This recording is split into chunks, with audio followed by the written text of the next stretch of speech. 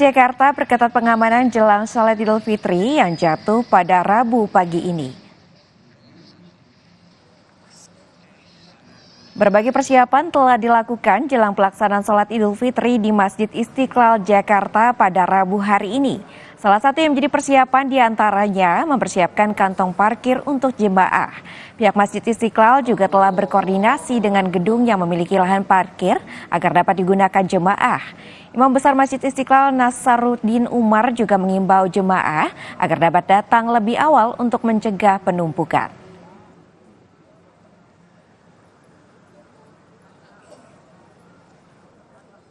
Dari Kementerian Agama itu parkirnya di tempat parkir Kementerian Agama. Kemudian juga kami sudah berkomunikasi dengan katedral juga ya. Kita juga pakai tempat parkirnya dan kantor-kantor yang memiliki space parkir di sini. Ya, Pertamina, bus itu kita juga sudah antisipasi di sekitar Monas ya. Nanti antar jemput. Jadi kalau saja diikuti peraturan-peraturan besok yang ditetapkan oleh pihak kepolisian, insya Allah diharapkan bisa lancar. Memasuki hari raya Lebaran, arus lalu